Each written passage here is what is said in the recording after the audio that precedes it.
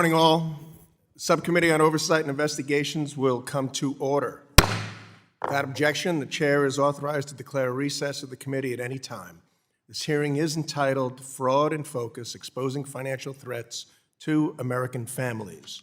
The purpose of this hearing is to better understand the various types of financial fraud that exist, including the meteoric rise in check fraud and senior scams. This hearing will highlight different types of fraud and begin to identify opportunities for federal agencies, both independently and together, and in conjunction and cooperatively with the private sector.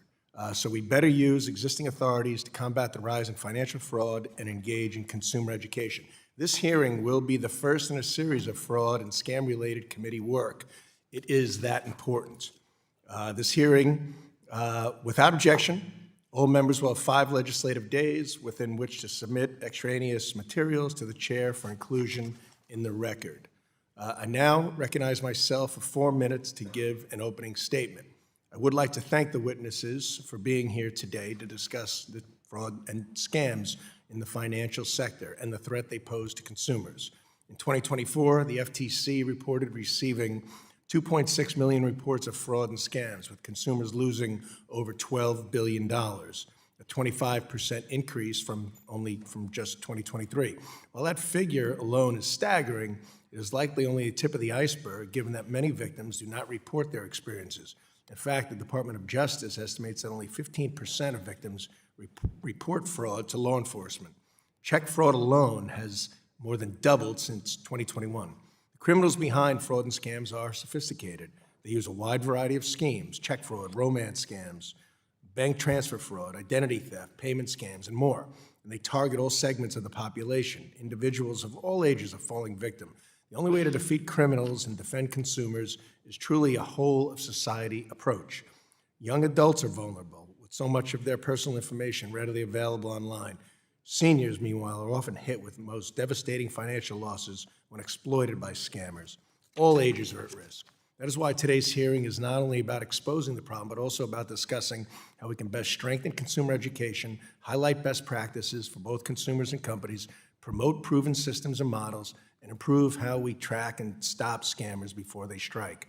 I commend the Trump administration for initiating efforts to counter fraud and scams in the U.S., including its recent sanctions on cyber scam centers based in Southeast Asia. President Trump also signed an executive order to move away from using checks for government-related payments. The Treasury Department, the Federal Reserve, and the Securities and Exchange Commission have all recently initiated efforts to gain information pertaining to check fraud, payment fraud, and cross-border fraud.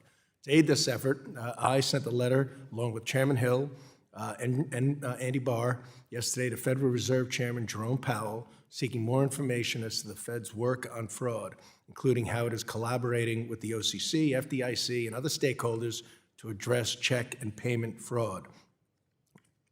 We also requested a briefing on the comments received to the Fed's June 2025 request for information, as well as the Fed's plans to educate consumers moving forward. But no single actor can stop fraud on their own. To truly protect families, we must foster collaboration across all stakeholders. That includes working across federal, state, local governments, within the financial sector, including lending, payment companies, and fraud protection companies, technology platforms, and telecom companies.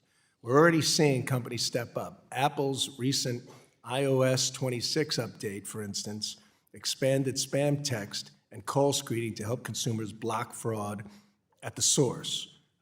Much more needs to be done, however. Conversations with all these stakeholders, including with consumers themselves, will be critical as we pursue a whole-of-society approach to combat fraud and scams.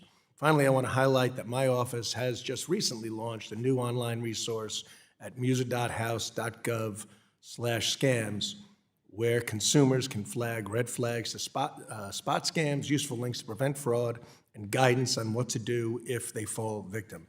So this is just the beginning of the committee's work and Congress's work on fraud and on scams. So I look forward to working on a bipartisan basis to find real solutions to a problem that continues to be the #1 financial services issue I hear from my constituents, community banks and law enforcement. I yield back.